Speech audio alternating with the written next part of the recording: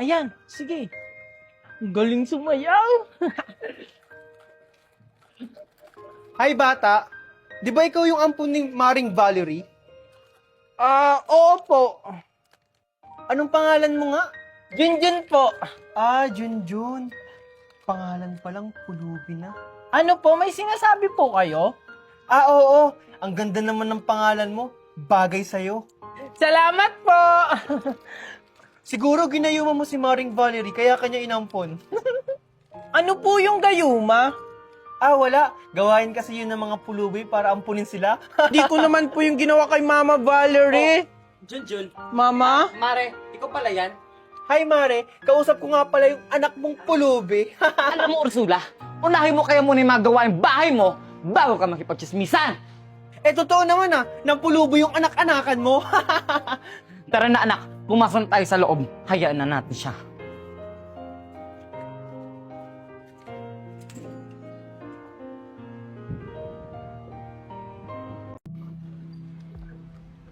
Oh, Junjun, yung mga sinasabi nila sa'yo, huwag mo nalang pansinin yun, ha? Basta, magpakabait ka lang, okay? Oh, Junjun, ba't hindi ka pa natutulog? May pasok ka pa bukas. Sorry po, tinapos ko lang po yung pinapanood ko. Akin na phone mo, matulog ka na. Baka malate ka ng gising bukas. First day of school mo pa naman.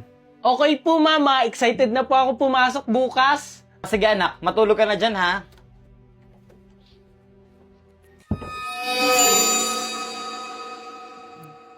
Diyos ko, kang bata ka! Papatay mo at ako sa gulat! Ano ba ginagawa mo dito? Ano ba naman yun na? Tulog yung tao, ingay mo naman. Yung anak mo kasi! Sorry po, hindi po ako makatulog, Mama. Natatakot po kasi ako sa kwarto. Ganun ba? O siya dito ka na matulog? Wag na po, babalik na lang po ako sa kwarto. Ay nako, ikaw talagang bata ka. O sige. Pasensya na po.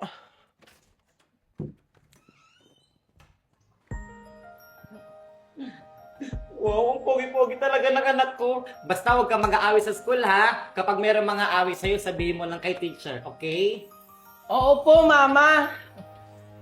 Wow! Mukhang ready na yung anak ko pumasok Siyempre naman po, Papa. Excited na po ako pumasok. Sisikapin ko po ako maging first honor.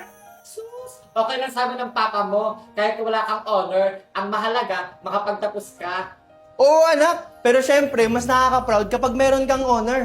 O paano ba yan? Sabay-sabay na tayong umalis? Baka malit pa ako sa trabaho ko at malit kayo sa eskwelahan. Sige, tara na. O anak, suotin mo na itong bag mo. Tara na. Wow! Pumapasok na pala yung anak niyong pulubi. Alam mo, Mare, sumusobra ka na. Hindi ka naman inaano ng bata. Kung ako sa'yo, intindihin mo na lang yung utang mo. Tama Lumog ka na, sa utang. Valerie. Tara na. Anong sabi mo? Hoy, Ursula, isa pang sabihin mong pulubi yung anak ko. Malilintigan ka na sa akin. Tama na po, Papa. Tara na po. Tara na.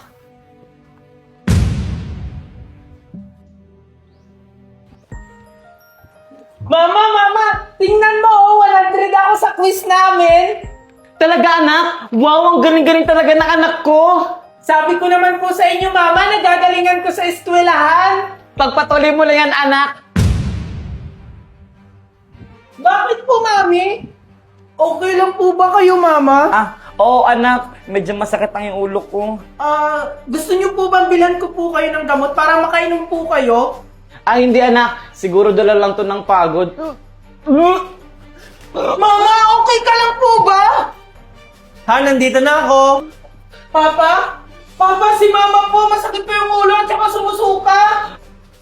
Ano? Okay ka lang? Anong nararamdaman mo? Tara, dalhin na kita sa ospital. Hindi na, Han. Okay lang ako.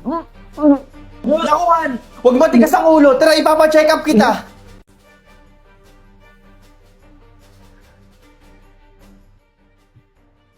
Dok, ano pong findings ng asawa ko? Huwag po kayong mag-alala. Dapat nga po matuwa kayo eh. Bakit po? Congratulations! Dahil yung asawa nyo ay buntis. Ano po? Totoo po, Dok?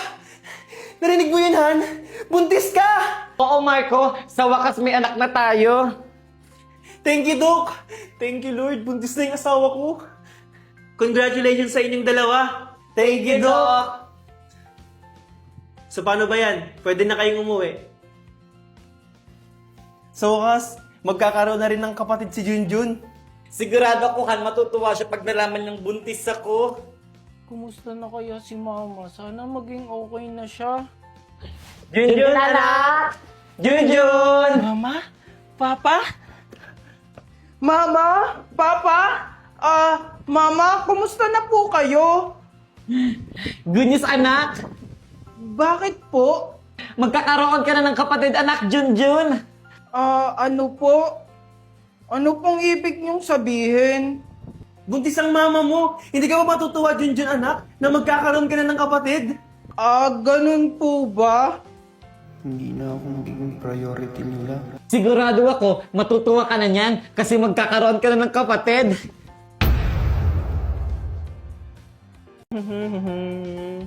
Hoy, Mare! O ano yun, Mare? Balita ko, buntis ka raw! Oo, Mare! Sobrang tuwa ko! Matagal ko na itong iniintay at sa wakas, natupad din! Siguro may dalang swerte si Junjun sa amin! Naku, Mare, nagpapaniwala ka ba dyan? Nagkataon lang yan. So paano yan, Mare? Isasauli mo na si Junjun? Kasi may anak ka na eh. Ano ka ba, Mare? Simula dumating sa buhay namin si Junjun, naging swerte kami. Hindi magbabago yung pagtingin namin sa kanya. Anak pa rin namin siya. Okay, pero iba talaga yung bata na yan. Sa kutob ko, siya yung sisira ng buhay nyo. Kaya mag-iingat kayo, Mare. O siya, sige, may gagawin pa ako.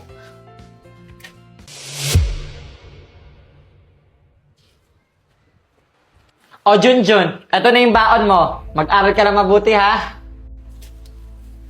Hindi mo po ako ihahatid, Mama? Pasensya ka muna anak ha, hindi muna kita mayahatid sa ngayon. Sabi kasi ng doktor, wag daw muna ako masyado maglakad-lakad at mapagod dahil sensitibo na yung pagbubuntis ko. Ganun po ba? Sige po, aalis na po ako.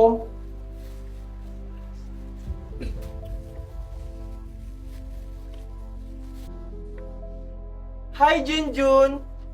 Oh, bakit parang hindi ka nahinatid ng Mama Valerie mo? Ay, oo nga pala. Buntis na si Valerie at magkakaroon na sila ng anak. Tapos ikaw, hindi ka na nila mahal. At gagawin ka nilang katulong. Ay, nasaktan ka ata. Bay batang ampon na pulubi.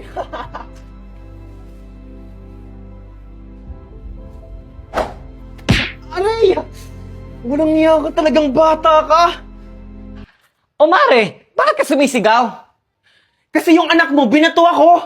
Ay, kinong Mare? Ganun lang yung reaction mo? Ano ba dapat ang reaksyon? Hala Mare, nagdudugo ulo mo! Hala Mare, binato ka ng anak ko, kawawa ka naman. Ganun ba dapat? OA. Deserve. Sarap. Dahil 5:09 ng umaga, nag-crave tayo bigla ng McDo, guys.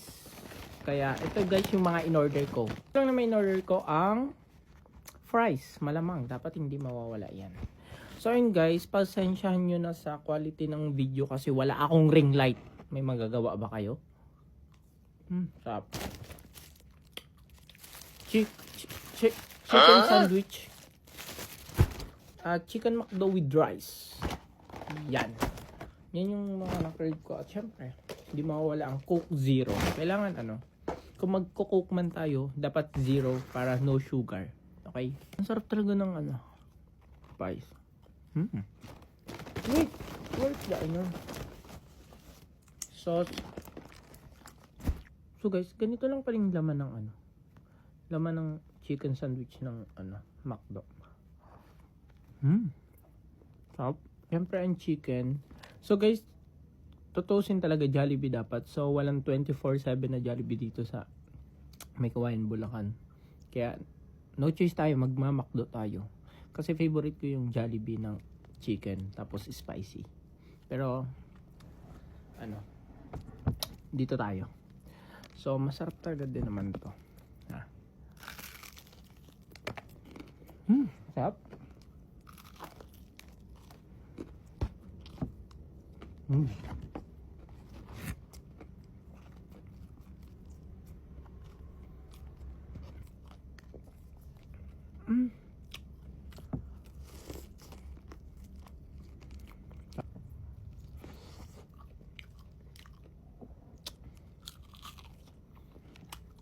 Nakikita ko to sa iba.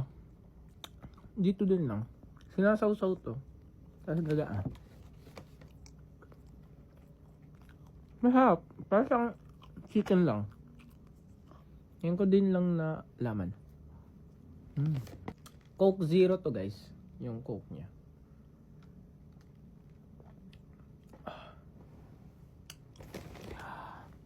Busog na ako. Guys, huwag lagi mag-umat.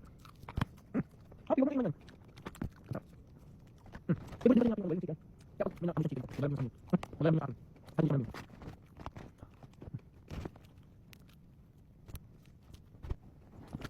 Kulang. Kulang ba guys?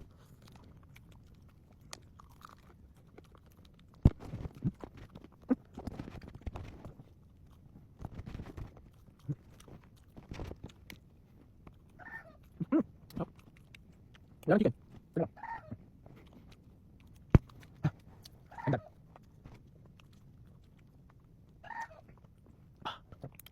Number 10. Sige. Ay, ano ba guys?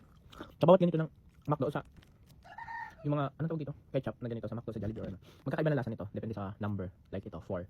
Tapos ito ay, ito. Number ano to? Number 10. Ito pala. Number 10. Magkaiba ng lasa yun.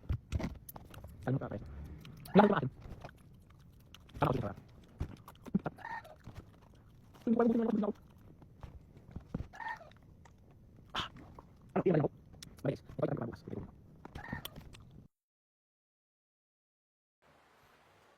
Oh, andyan ka na pala, anak. Nagsumbong sa akin yung teacher mo. Nangaway ka daw ng kaklase. Hindi ka naman ganyan dati, ah. Junjun, kinakausap kita! Ano nangyari sa'yo? Bakit ganyan ka na ngayon? Wala po, Mama. Pagod po ako galing school. Sige po, magpapahinga muna po ako. Junjun! Junjun, anak! Junjun, anak, gumising ka na. Malilit ka na sa school mo. Ayokong pumasok. Ano? Hindi pwede. May exam kayo ngayon. Ano ba naman yan? O sige na, maligo ka na. Nakanda na yung baon mo sa baba, pati yung pagkain mo. O, ito na ang baon mo, anak. Salamat. Sige, alis na ako. Bakit ganyan ka na? Ano nangyayari sa'yo, Junjun? Dahil ba magkaka-baby na kami? Oh, kawawang Junjun, hindi na hinahatid. Sulitin mo na yan kasi hindi mo na yan magagawa sa susunod.